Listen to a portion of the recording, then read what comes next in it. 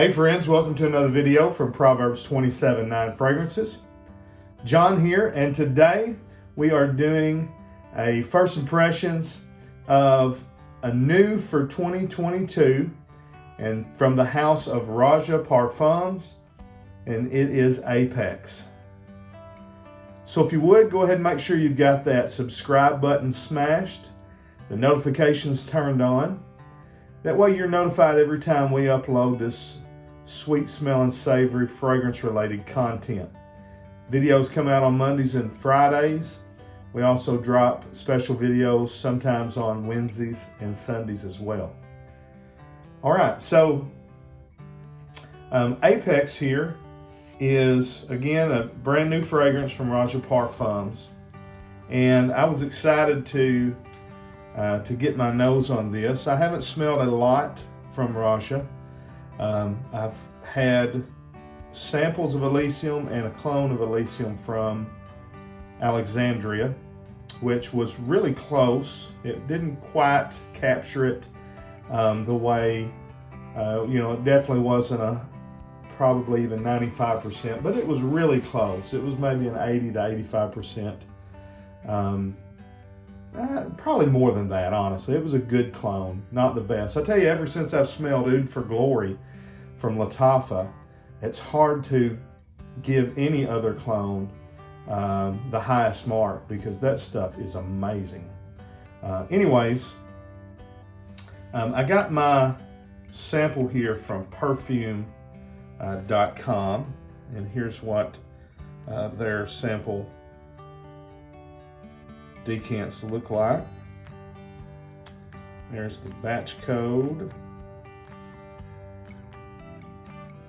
and so a nice little sample. I think it's a 2-3 mil sample, probably 2 mil.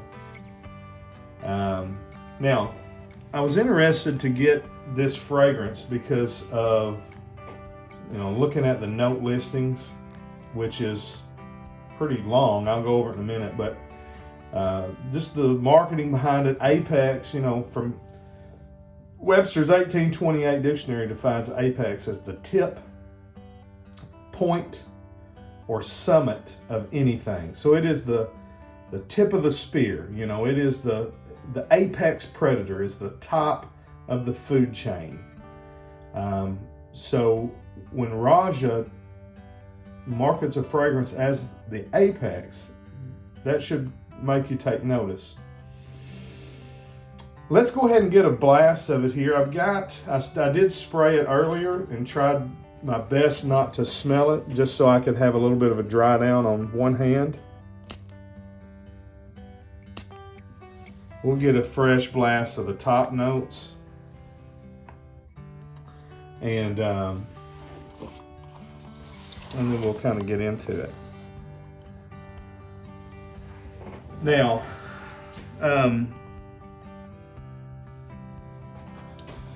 one thing about this fragrance is it is green. When I first smell it here, the first thing that comes to my mind is the color green.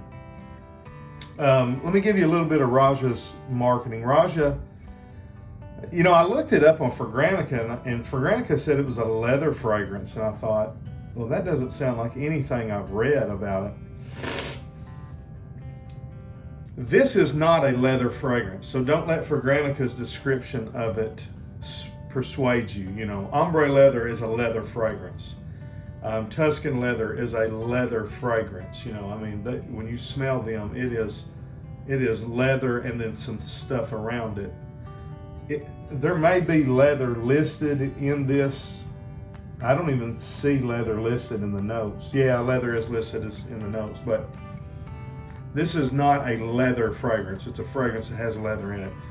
Roja describes it as they say, celebrating the natural wonders of the world and all who roam it. Apex's fresh, fruity chypre accord with spiritual and sensual undertones.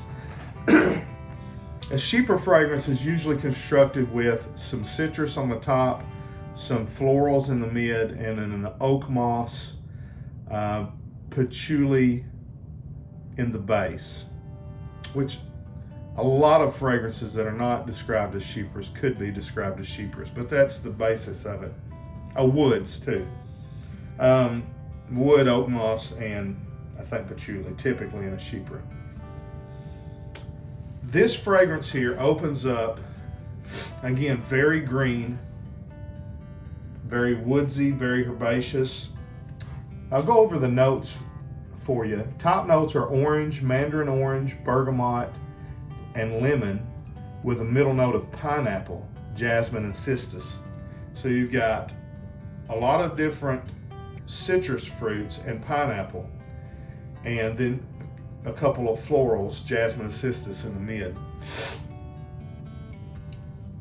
But it doesn't open up it all the way I pictured it in my mind. I pictured a very fresh, very citrusy, juicy even, because he was using like, mandarin orange, which is typically very sweet orange.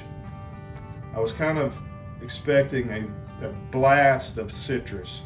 The citrus is beautiful and it's there, but it is not forward, even though it's listed as a top notes. I mean, honestly, let me spray it one more time just because I want to.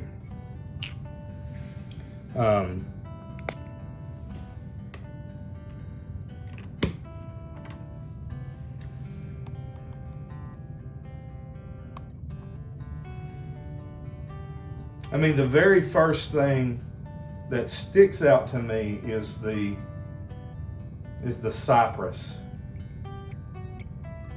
And maybe the tobacco. It's a green tobacco. Again, this has galbanum in it, or galbanum,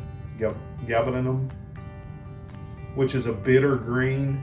It's not a resin. Max Forte described it as a resin. I think he got it confused with olibanum, which is also in it, which is frankincense.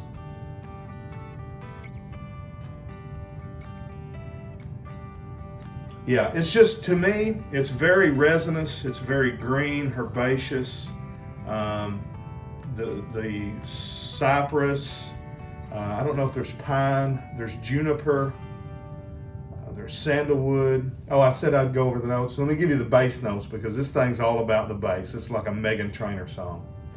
All right, here's the base notes. Leather, balsam fir, that was the other one, cypress, patchouli, tobacco, oak moss, ambergris, galbanum, elemi resin, rum, juniper berries, amber, labdanum, cashmere wood, sandalwood, olibanum, which again is frankincense, benzoin, which is another resin, and musk. So this thing is heavy on the resins, heavy on the evergreen trees, which the resins are, sap from trees. So this thing is a very woody, green, herbaceous, resinous,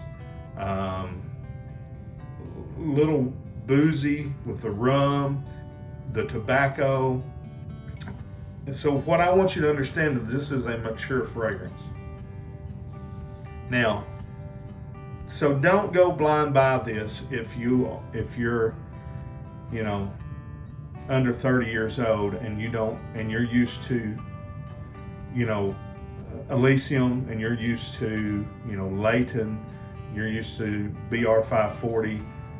If you're used to things like that, do not blind buy this, because this is a mature fragrance. This is a CEO. This is a grown-up man, or at least a person who likes classic, mature style fragrances. To me, it smells like if you took Guerlain Heritage and you blended it with Tom Ford Italian Cypress, something like that. It's beautiful. I love it. I probably won't buy a bottle until it's goes onto the discounters. If I can get it at Aura Fragrance for $150, I'll probably buy a full bottle of Roja. If Lattafa or one of the really good clone houses comes out with a real good version of it, I'll snatch that up right away, because I really love the smell. I love the DNA. Again, it's just a lot of trees, a lot of resins. There's some nice subtle citrus and floral on the top to kind of brighten it up, to freshen it up a little bit. It doesn't smell dated, so don't misunderstand me. It just smells masculine and mature. Okay, so I really dig this one. Looking forward to wearing out my little sample, and then hopefully getting some more, because this is a very nice one too. Guerlain Heritage is one of my all-time favorite fragrances. Bottega Veneta Parfum is another one, and it kind of smells like a blend of them. You know, I said Italian cypress a while ago. You could throw Bottega Veneta Parfum in there as well. It's just a bright green cypress, juniper, wood balm. You know, so that it's in that style. You need to know that before you blind buy it. All right, guys, let me know what you think about it. If you agree, if you disagree, if that helps you at all. You know, I want to help you. I don't, you know, that's part of what this channel is. It's for fun, and it's also for education. Let me know in the comments what you think. And till we see you down the road, we say God bless. Frag on, Frag fam.